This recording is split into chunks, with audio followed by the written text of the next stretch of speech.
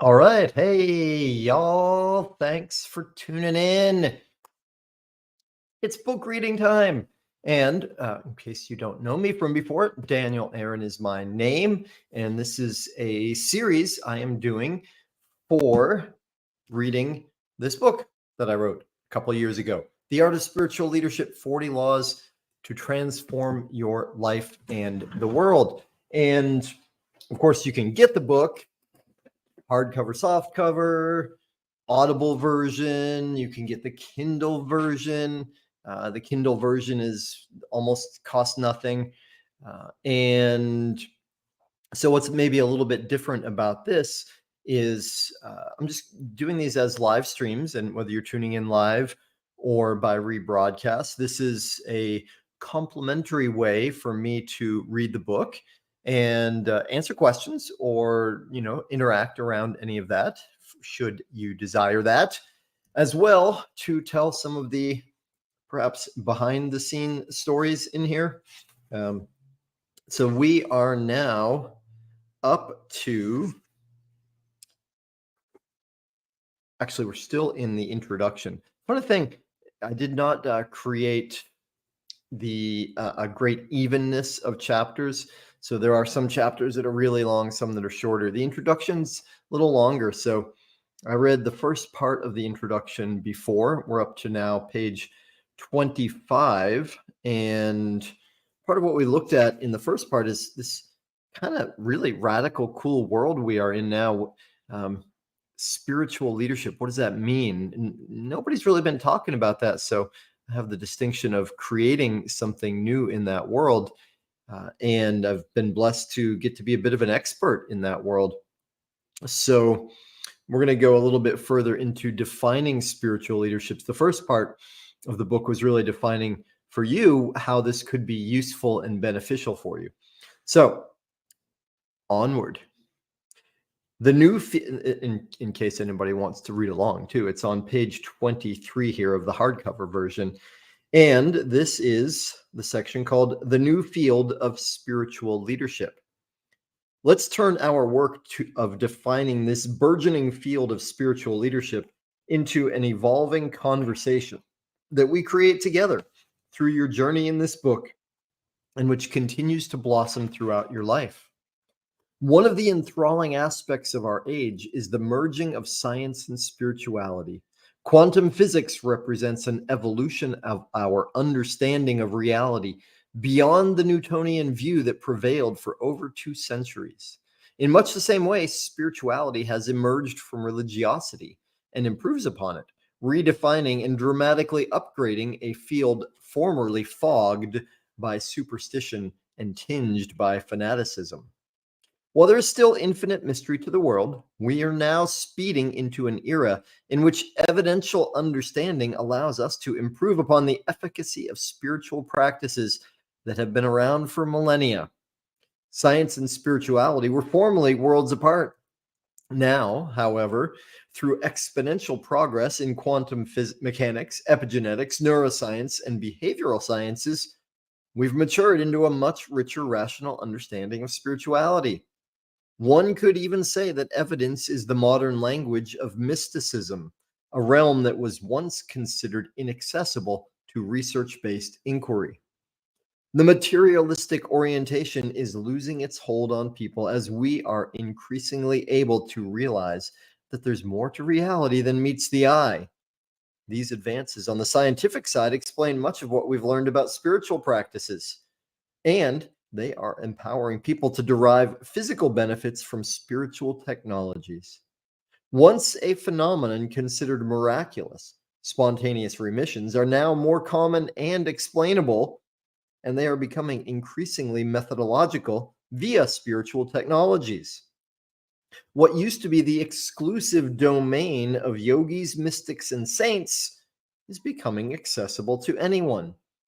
Caves, crystals, and mala beads are being replaced with seminars, meditation apps, and labs, secularizing the spiritual and making its methods and benefits widely available has a strong positive impact on society and countless individuals. What it points to for improved health, well-being, and success for you, me, and the people we care about and serve is thrilling.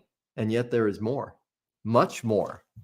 And so let me pause also to say that I am happy to periodically look up and respond to comments, questions. However, it's worth noting that I am not a multitasker. So I'll switch the view. If a comment does come up, then I will see. Happy to respond. And by the way, on that note, if you're watching my rebroadcast, feel free to comment there. I will come back and check.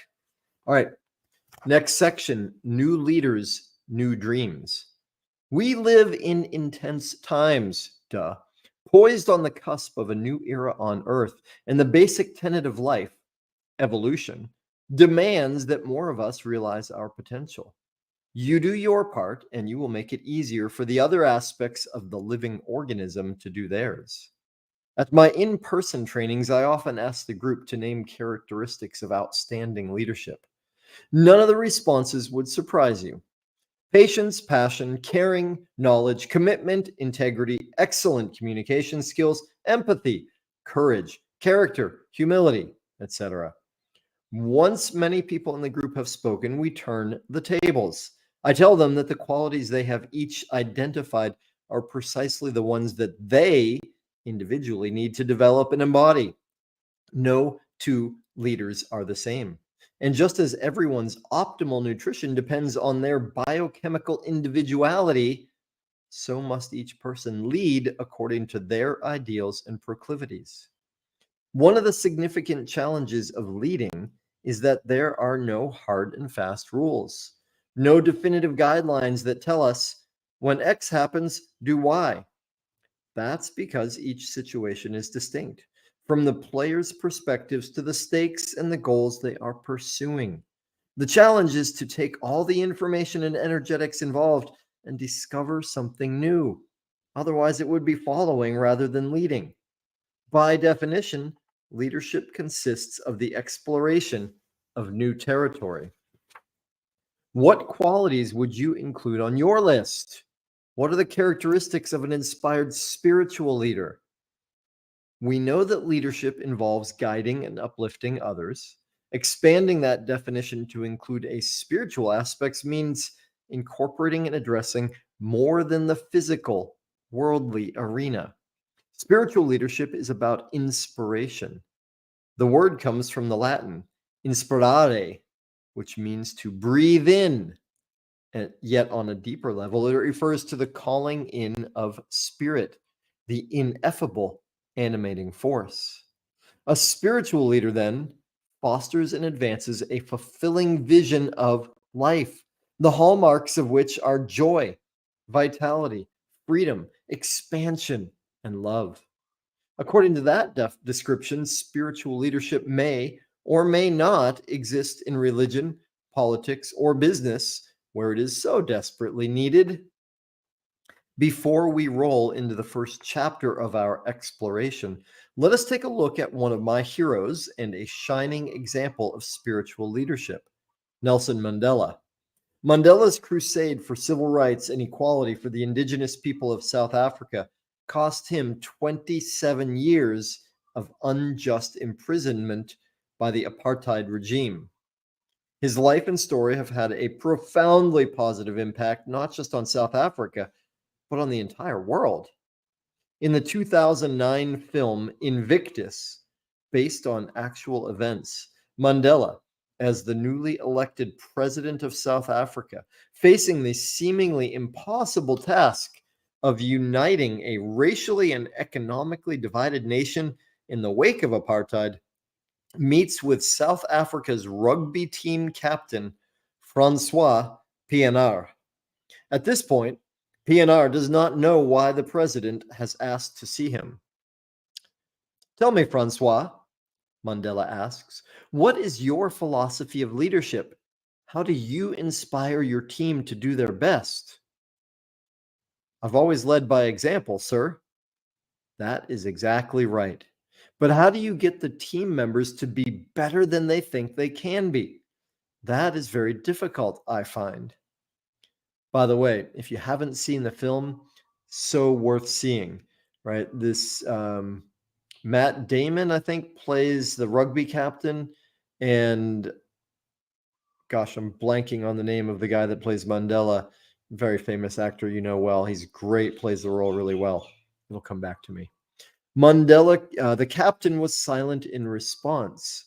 Mandela continued, inspiration, perhaps, but you tell me, how do we inspire ourselves to greatness when nothing else will do? The president then told the captain how the Victorian poem Invictus had helped him during his prison struggle, which led the coach to share how he uses song to help motivate his team before matches. We need inspiration, Francois. We must all exceed our own expectations. Nelson Mandela led one of the greatest triumphs of the spirit that the world has ever known. To survive, having been unjustly imprisoned and brutalized for 27 years, would alone have been an incredible accomplishment. Yet, to have then modeled forgiveness for those who had jailed and tortured him, knowing that to unite his country, to create peace, he had to personify that forgiveness and peace, that is nothing short of astonishing. Just as Mandela inspired PNR to lead his rugby team to the unlikely underdog victory of the Rugby World Cup hosted in their homeland that year, may that same message inspire us across the illusions of time and space. We must exceed our expectations. New Dream. From Malala to Mandela, Oprah to Maya Angelou, Mother Teresa to Abraham Lincoln, we are blessed with spiritual leadership exemplars. You'll meet many of humanity's leading lights in the pages ahead, including one of my role models, Martin Luther King Jr., who is best known for the advances he spearheaded in civil rights and for his I Have a Dream speech.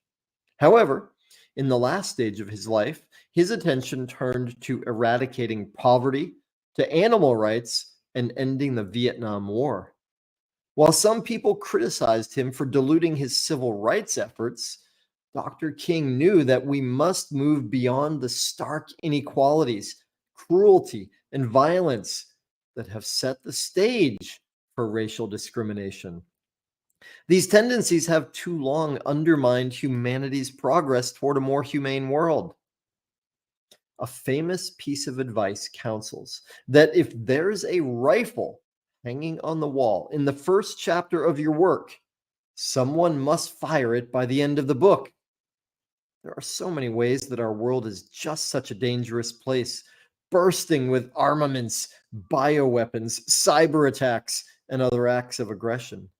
There's a saying about the word crisis. In Chinese, it's made up of two characters, one indicating danger and another meaning opportunity. The perils we face now are so severe that we must change the script away from the age-old conflicts, or we will soon end up destroying ourselves and other life on this planet. President Mandela was enlisting PNR and the South African rugby team to go beyond what they thought they could accomplish on the field. That rugby team became infused with a symbolic meaning. It is now and forever a beacon of light shining on how to rise above our skepticism at the possibility of outperforming our preconceived limitations. Everyone expected that rugby team to lose, and few might believe that humanity can live without conflict and war. Yet when they did, and strive for peace and justice, we must. No doubt you've heard of Mahatma Gandhi's admonition that you must be the change you wish to see in the world. It is along the lines of as within, so without, and as above, so below.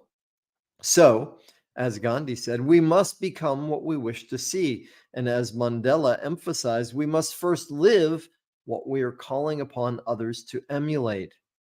By combining spirituality and leadership, we can energize a movement toward a thriving world of peace and love that few of us even dare to imagine. That field of infinite connection also changes us as we affect it, imbuing us with those qualities that we wish to blossom around us. It goes both ways. Another way of saying it is that as you believe in this new world and devote yourself to accomplishing potential, even without knowing whether we'll succeed in creating it, just energizing that vision transforms and uplifts you. You can recognize what spiritual leadership is when you see it in action. In the pages ahead, you'll meet more exemplars, even if, in the past, we wouldn't have referred to them as spiritual leaders. You'll learn about some of my mentors, and maybe they will inspire you as they have me to exceed your expectations. Along the way, I will invite you to inquire into whatever it is that might slow or weigh you down as you become the hero of your own story, the personification of the transformation we wish to bring about in the world. As you explore and enlighten with each step on this journey, you will remove obstacles through examination and awareness. It's like setting down a heavy backpack. At the heart of spiritual leadership is the belief that through remembering and living from our divine origins, we have the capacity, even the duty, to offer ourselves and in the worthy endeavor of uplifting our world to reveal ever expanding beauty and vibrancy. And as we give our lives to creating heaven on earth, so we come to manifest our greatness and perfection. It's time to cut the cord, release the sandbags of doubt and fear. It's time for the balloon of your greatness to rise and be seen. That explains, by the way, the cover. We could have had little sandbags weighing it down here, but you got the idea. All right, y'all, we will stop there. That's the end of the introduction. I will be back next week for chapter 1. In the meantime, I hope you enjoy. I hope it's helpful. Feel free to comment, send me a message. Thank you for tuning in. Bless you. I love you. See you on the flip side.